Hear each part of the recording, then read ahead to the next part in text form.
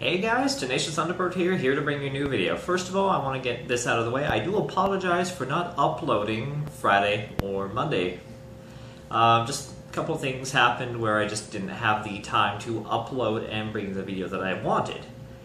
And I completely missed yesterday's wonderful Witch Wizard Wednesday. Sorry, it's been that long since I've been out of the game. So today I'm basically going to just bring you the Witcher Wizard Wednesday, and tomorrow quietly praying that I can bring you the Fantastic Friday that I was going to bring you last Friday. I did do quite a bit more research on the magical creature that I wanted to talk about. So getting that out of the way, let's get started. Today's Witch or Wizard, we are going to talk about everyone's favorite Transfiguration teacher. Albus Percival Wulfric Brian Dumbledore. No, we're not going to talk about Dumbledore, although he will probably be in another video at some point in the future. No, today we're going to be talking about Minerva Mcgonagall, the only teacher we know confirmed to teach. Okay, the second professor we've only known to be confirmed to teach Transfiguration, as opposed to Dumbledore. We're not going to talk about the Fantastic Beasts and Cram the Grindelwald whole Defense Against the Dark Arts nonsense. We're not going to talk about that here. Not today. Soon, but not today. So, a little bit about Minerva Mcgonagall. She was born October 4th to a witch mother and a muggle father. The father being a reverend, so... well, that must have been an interesting family situation. But the mother's name was Rose, and the reverend's name is Reverend Robert McGonagall. So... okay, Isabel Rose is the mother's name. Sorry, I actually have my computer like off to the left with all of my notes, and I'm actually using my phone today because my phone, I actually had to get a new phone and it actually looks a little bit better. Anyway, so I'm going to be looking back and forth. She's obviously a Gryffindor and head of Gryffindor House, which leads me to the question, if you graduate from Hogwarts and you become the head of house. Can you be the head of a house you weren't part of? Like, let's say, Snape, for some strange reason, becoming head of Hufflepuff House. That would probably make this series way more interesting, in my personal humble opinion. But that out of the way, let's keep going on with Professor McGonagall. Her wand is fir and dragon heartstring. Now let's talk about the wood for a second. Fir wood is dedicated to those who have discipline, dedication, and just really enduring, stubborn people. So that goes to McGonagall. I mean, she's so dedicated to not only her house, Dumbledore, Hogwarts itself, and everyone's favorite boy who lived, Neville Longbottom. No, seriously, there are many times in the book where she like supports Longbottom. Where she's like, yeah, I know you're trying, like, let's work on this. Yeah, I'm throwing you completely off track on this video, as I am off track.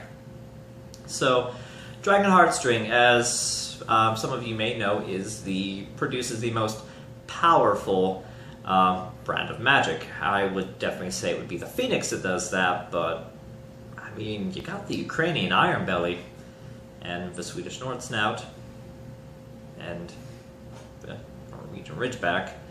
Anyway, she's also one of the few known animagus. She is a known silver tabby with little markings for her glasses around her eyes, which makes me wonder, if I was an animagus, what would my markings be? Would it be the glasses, or would it be the mole on my chin? Would it be the scar behind my ear, or the scars on my leg? I won't ever know because I'm not an animagus. I'm a wizard, but I am not a furry wizard. Hashtag love to my furry fans. Love you. One of her hobbies is needlework. So I just want to get this out of the way. That actually sounds really weird that McGonagall is a needlework person. I just can't see it. So there isn't really a whole lot to talk about that's been confirmed by J.K. Rowling and Pottermore, but there are a lot of really interesting fan theories about her life as a youth and her time leading up to the Battle of Hogwarts and her inevitable becoming headmistress of Hogwarts School of Witchcraft and Wizardry. So, to sort of summarize her backstory, her unofficial fanfiction backstory, she was born again to Isabel Rose and Robert McGonagall. Witch mother, Muggle father.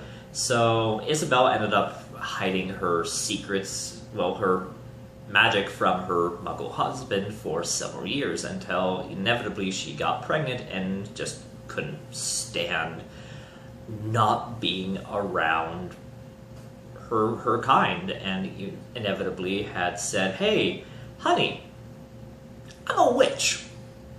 And they loved each other.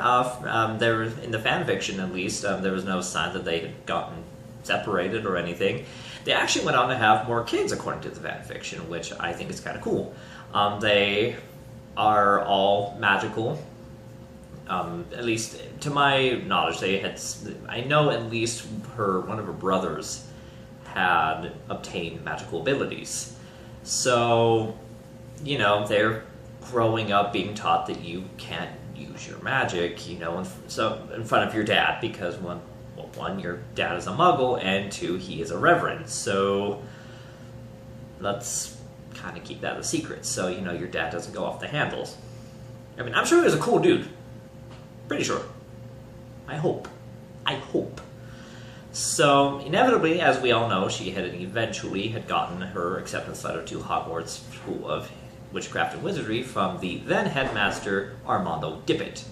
I really want to do a video on him. I really want more backstory on Dippet, because he's named after an armadillo. Close, but besides the point. So, she is what some people have referred to as a hat still, where the Sorting Hat is placed upon her head, and the Sorting Hat has no idea what house she belongs in. Her two houses that she could have gone into were Gryffindor and Ravenclaw. After 5 minutes of the hat trying to decide, she inevitably went into Gryffindor. During her time at Hogwarts, she made friends with the current professor, during Harry's time at school, professor of herbology, Professor Sprout, and inevitably became captain of the Quidditch team, head girl, prefect. So basically, she got top marks and everything. I even think she got like 12 owls, which is, kind of bragging. I think Fred and George got 12 owls, but besides the point.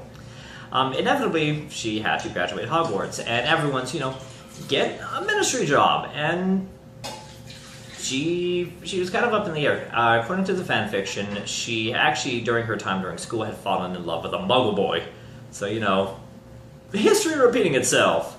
I can never remember the boy's name. Unfortunately, I didn't write down his name. His name's arguably important, but the reason he's important is because his blood status of being a Muggle. So they fell in love during, her time in school, and inevitably she just had to choose. Do I want to be like my mom and miserable for the rest of my life, not being able to use my magic, or am I going to cut off this relationship and remain, actively using magic?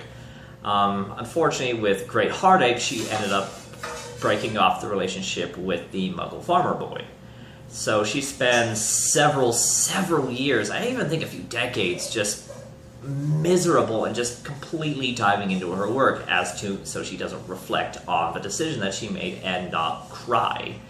During her school year, she did make friends with that time Professor of Transfiguration, Albus Dumbledore, and they would talk a little bit, and this is kind of when their relationship starts flourishing, because eventually he helps her get a job at the Ministry of Magic in the Department of Magical Law Enforcement. So Cop McGonagall is awesome. I really hope she was an Order.